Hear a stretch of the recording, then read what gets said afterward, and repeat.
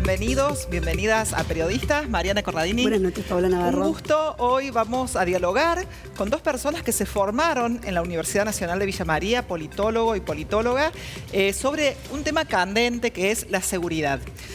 Para ello le damos la bienvenida en nuestros estudios a Juliana Rodríguez. ¿Cómo estás? ¿Cómo les va? Buenas noches. Buenas noches, Juli. Nuevamente en Periodistas para poder, por lo menos fijar algunas líneas que nos hagan conocer acerca de las competencias de los diferentes estados, las articulaciones, con relación al tema seguridad. Sí, bueno, como habíamos hablado la vez pasada, que habíamos venido a pensar la cuestión de la seguridad más que nada en términos de las propuestas electorales, yo creo que hoy la seguridad ocupa un lugar muy importante en la agenda mediática y en la agenda política sobre todo. Es un tema urgente y sobre todo, digamos, reclama de ciertas responsabilidades políticas y sobre todo decisiones. Bueno, en relación a qué se puede hacer o a qué se viene haciendo, ha habido un giro político en el modo de encarar esta temática. Sin embargo, digamos, hay diferentes grados de responsabilidad, tanto sea del gobierno nacional como del gobierno provincial o de los municipios. Principalmente cuando pensamos en la temática de seguridad y en términos de políticas públicas concretas, los municipios y sobre todo la provincia también pueden encarar todo lo que son las competencias de la prevención del delito. Es lo que se dice comúnmente como medidas extrapenales. Y todo lo que tiene que ver con la investigación criminal, el control del delito, ya son competencias estrictamente de la provincia y de las agencias, de las burocracias penales, ¿no? Estamos hablando de policía, poder judicial y demás actores del sistema político, que son quienes deben encargarse de la cuestión delictiva en concreto, ya sea de la investigación, el control, la persecución, reinserción. Igual no me imagino a la sociedad pensando, bueno, me pasó esto, ahora le toca a este sector de la sociedad. No. Digo, como que la demanda es hacia el Estado en su conjunto, ¿no? Sí. Y en ese sentido creo que es importante remarcar que hay distintos grados de responsabilidad y que es necesario asumir con compromiso y con responsabilidad lo urgente de la agenda, porque la ciudadanía obviamente no espera, digamos, porque la cuestión del delito nos atraviesa y en ese sentido una de las recomendaciones que viene habiendo internacionalmente y también en el plano, sobre todo, lo podemos ver en el plano de los gobiernos locales, tiene que ver con que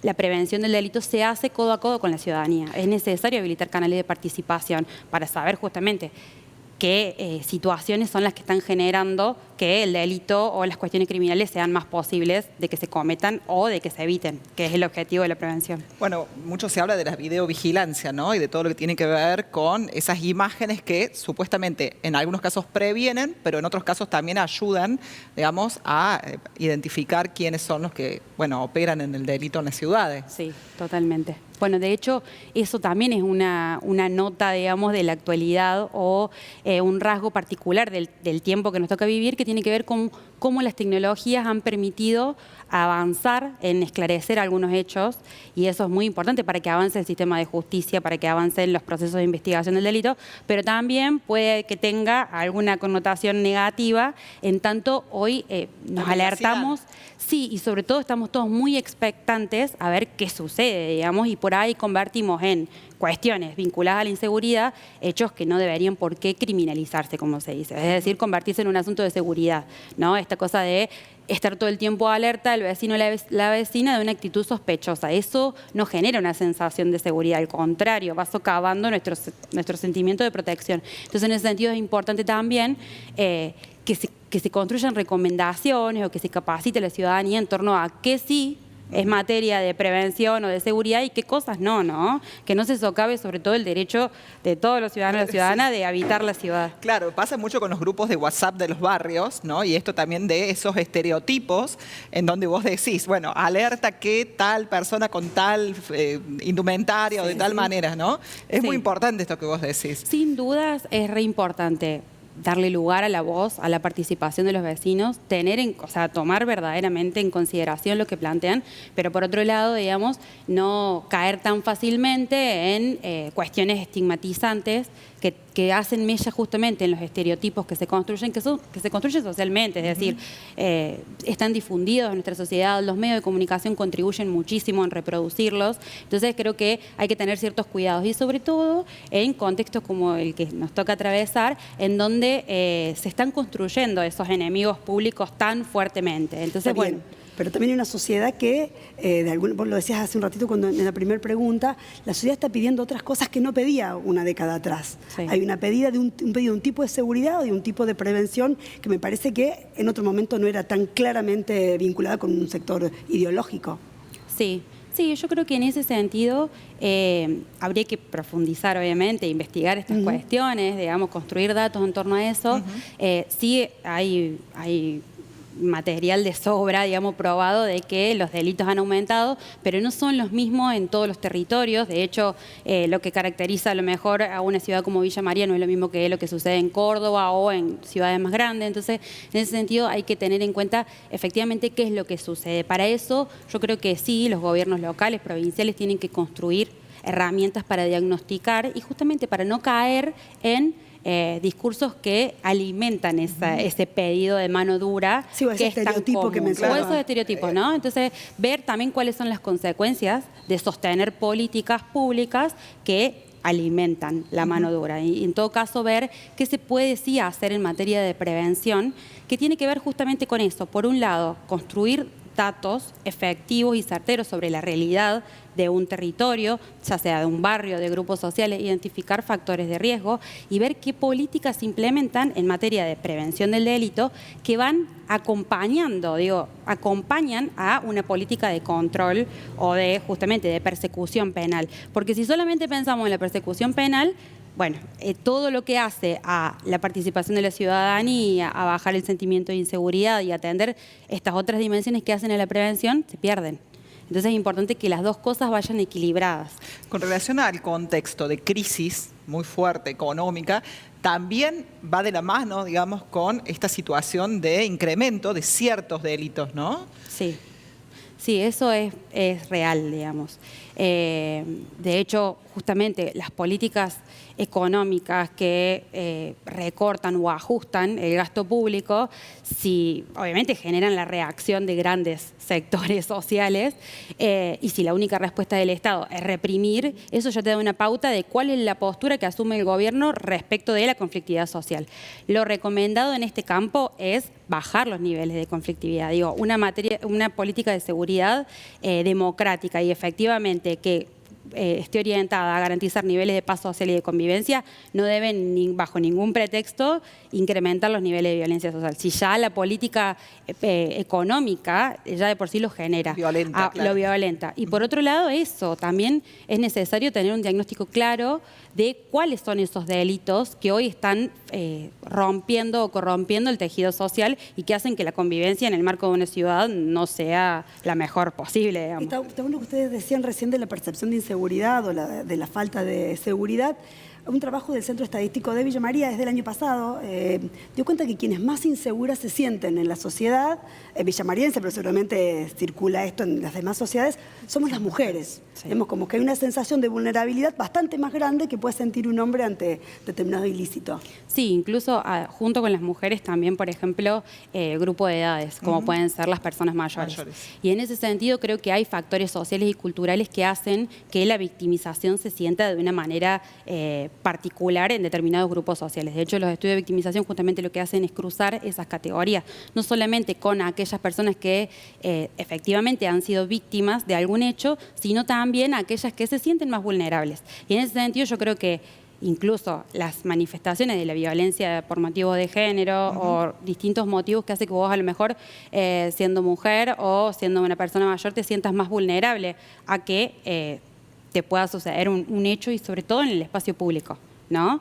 Que por ahí un poco se juegan esas dimensiones cuando hablamos de victimización y eso, hay que poder diferenciar también entre lo que es la victimización real, es decir, aquellas personas que efectivamente son los grupos que son víctimas de un delito, de la victimización que se percibe, ¿no? Que tiene que ver con estos otros factores, con cómo se habita la ciudad, con qué dispositivos de protección yo tengo acceso o no, la información con la que cuenta ese ciudadano, esa ciudadana, bueno, y las estrategias, digamos, que se despliegan en la vida cotidiana de autoprotección y del medio. Entonces me parece que es muy importante, es bien compleja la temática, pero me parece re importante, por ejemplo, vos que mencionas el caso del centro estadístico, que un municipio tenga la capacidad de construir estas herramientas, estos datos, es muy importante, porque justamente es la base para que vos puedas tomar decisiones focalizadas en algunos grupos y generales para toda la ciudad. Entonces yo creo que lo que trae es re importante, como una buena práctica en términos de prevención del delito. Claro, diagnóstico para luego planificar. Correcto. Generar políticas de Estado.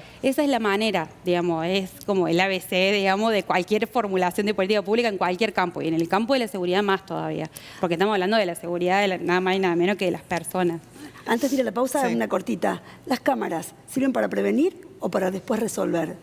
Las dos cosas, pero sobre todo la cámara lo que hace es actuar una vez consumado el hecho.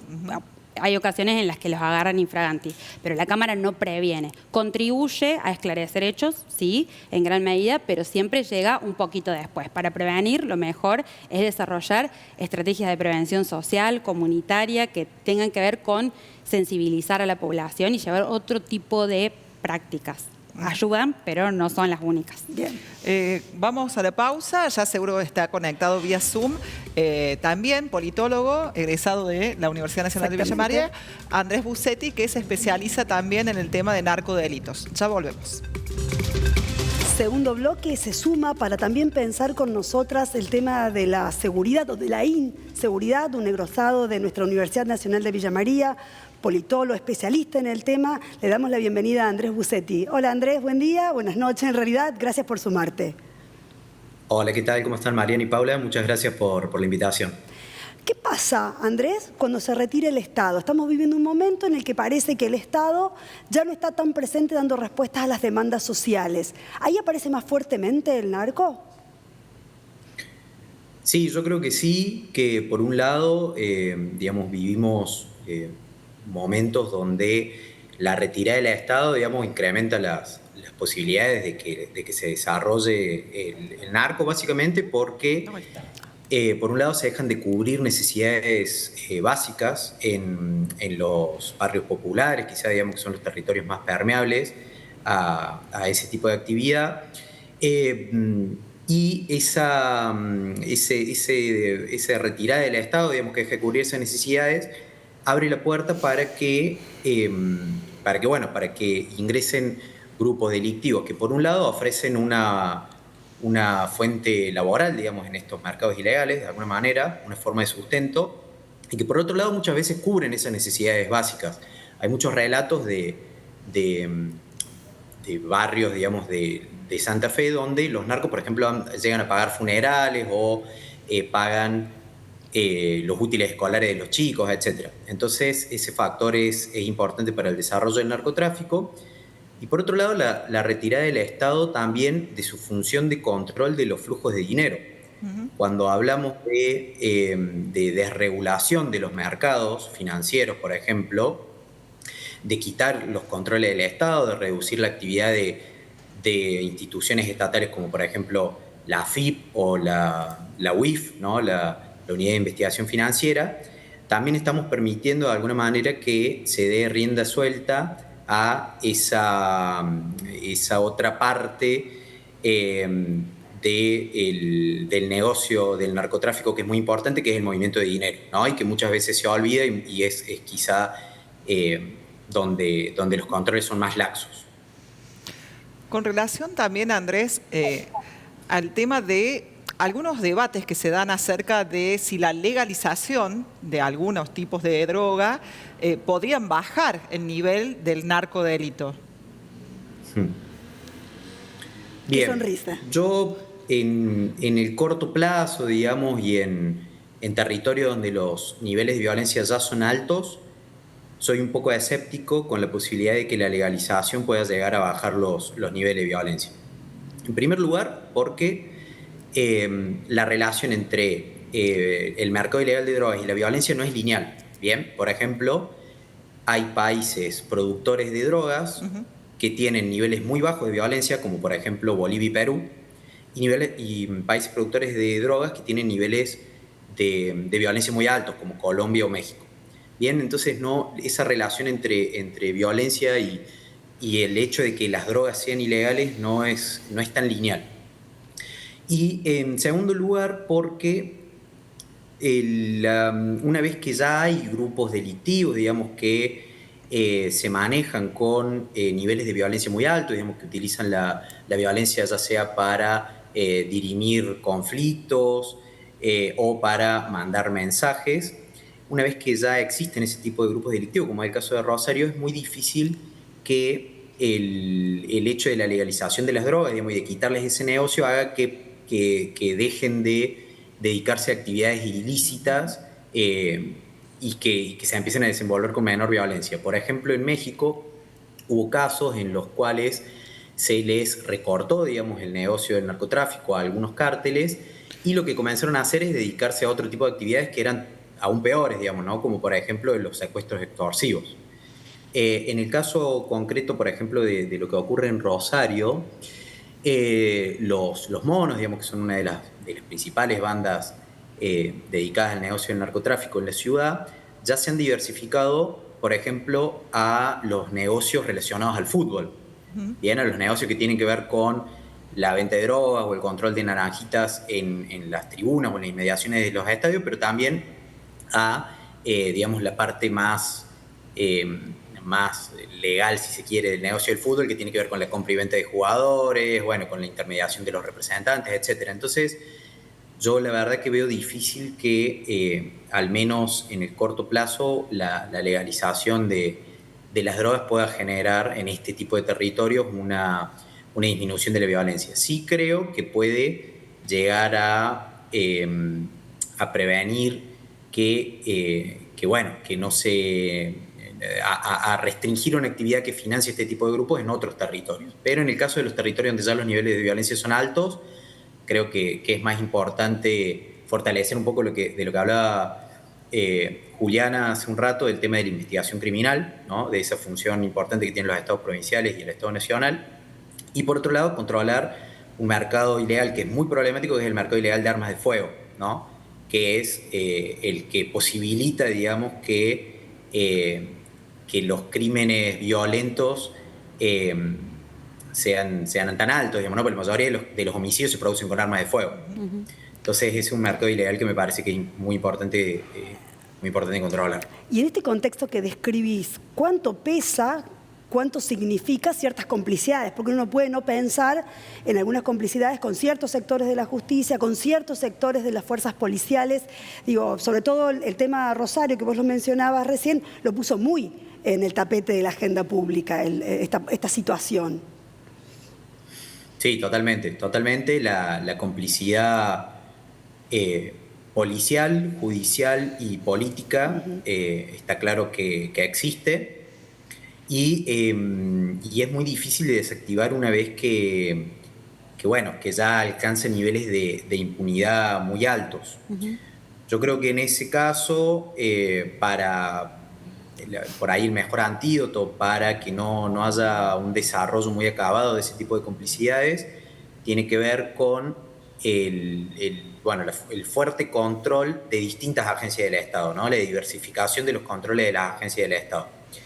En el caso a mí me parece que Córdoba en eso es un buen ejemplo, en el sentido de que Córdoba, para lo que respecta al control del mercado ilegal de drogas, tiene presencia de al menos 3 fuerzas federales, que son la Policía de Seguridad Aeroportuaria, la Gendarmería y en menor medida la Policía Federal, y de 2 fuerzas provinciales, que son la Policía de Córdoba y la Fuerza Policial Antinarcotráfico.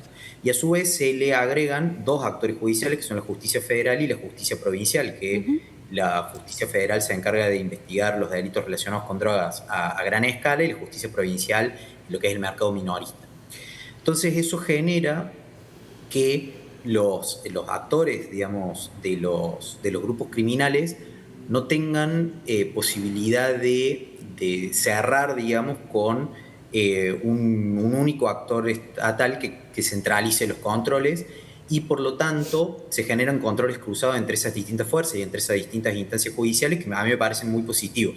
Acá en Córdoba, por ejemplo, se han detenido agentes de la policía de la provincia por investigaciones iniciadas por la Fuerza Policial Antinarcotráfico o por fuerzas federales, por Gendarmería y Policía de Seguridad Aeroportuaria sobre todo, y también se detuvieron, que esto pasó en la ciudad de Villa María, una pareja que eran agentes de la Fuerza Policial Antinarcotráfico a partir del accionar de la Policía de Córdoba, ¿no? Entonces, esa multiplicidad de actores y esos controles cruzados evitan que el desarrollo de las complicidades tome una escala que sea incontrolable. Me parece que eso es importante.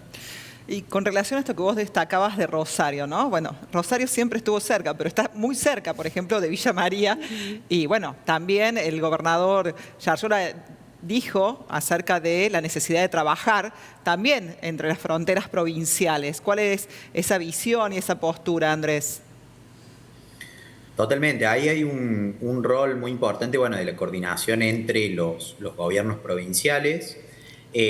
Obviamente Córdoba es una provincia que comparte fronteras, digamos, con Santa Fe, e inclusive hay muchos intendentes de la zona fronteriza, de San Francisco, pero también del sudeste de la provincia, que están muy preocupados porque algunos manifiestan que ya hay algunos de los grupos santafesinos, digamos, operando en esos territorios, por lo cual es clave, primero, tener una buena coordinación y un buen vínculo, digamos, entre los gobiernos y entre las fuerzas de seguridad provinciales de ambos territorios, y por otra parte, ahí es muy importante también el rol de las fuerzas federales y de la justicia federal, porque, bueno, evidentemente son delitos que trascienden las fronteras provinciales, que son muy difíciles de encorsetar, digamos, en el territorio de una provincia y que incluso trascienden las fronteras nacionales.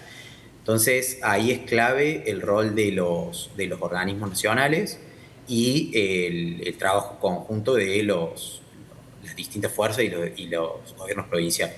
Eso me parece central. La última, Andrés, para cerrar, y la hacemos también extensiva a Julia acá, agradeciéndote muchísimo que te hayas conectado con nosotras para hablar y analizar este tema tan relevante y que tanto nos preocupa como sociedad. ¿Sos optimista de lo que pueda pasar o cuál es el gran desafío que habría que sortear para poder ser optimistas? Bien. Sí, yo soy optimista en el sentido que creo, a mí me parece muy positiva la reacción que hubo ante la situación de los últimos crímenes en Rosario. Me parece que trascendió, digamos, las fronteras de la ciudad para convertirse en un problema de agenda nacional que nos tiene a todos muy preocupados y hablando del tema hace ya varios días. Así que yo creo que es muy importante, digamos, el primer paso es no naturalizarlo, ¿no? De decir, bueno, tocamos fondo, llegamos a un límite. Ahora lo que falta, y bueno, y en eso soy un poco menos optimista, es en encontrar soluciones conjuntas, digamos, ¿no? Y soluciones serias que trasciendan las puestas en escena o bueno, la voluntad de generar tapa de los diarios hasta que haya otro tema de agenda que tape esto. En eso yo creo que va a ser un poco más difícil encontrar soluciones conjuntas, pero por lo menos veo preocupación por parte de la población y veo voluntad política para encarar el problema. Yo elijo un poco ser optimista, quizá peco de ingenuo, pero yo creo que la reacción ante los últimos sucesos fue positiva.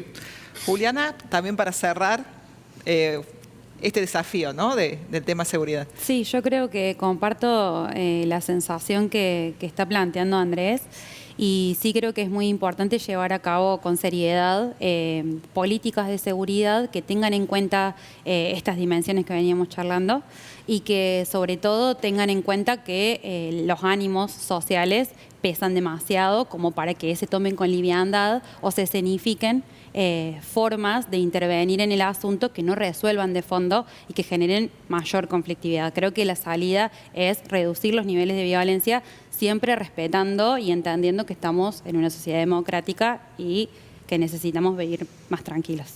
Bueno, muchísimas gracias. Agradecemos a Andrés Bussetti y a Juliana Rodríguez, ambos politólogos de nuestra Universidad Nacional de Villa María. Realmente un tema que seguro vamos a volver a tocar y que tiene que ver con lo que ellos decían, ¿no? Que no sea una puesta en escena, sino que haya diagnóstico, datos, planificación y políticas de Estado. Vamos a la pausa. Volvemos. Algunos de los ejes que podemos rescatar de la presencia en el piso de Juliana Rodríguez y vía Zoom de Andrés Bussetti. Esto de escenificar, ¿no?, el hecho de la seguridad, de pensar en puestas en escena sin un contenido sólido que avale una política de Estado. El retiro del Estado, decíamos, pero también lo mucho que tenemos que ver los medios de comunicación en esto de estereotipar y nombrar a veces, por ejemplo, el motochorro, ¿sí? Y poner de esta manera, digamos, en tela de juicio la estigmatización de las personas en cuanto al delito.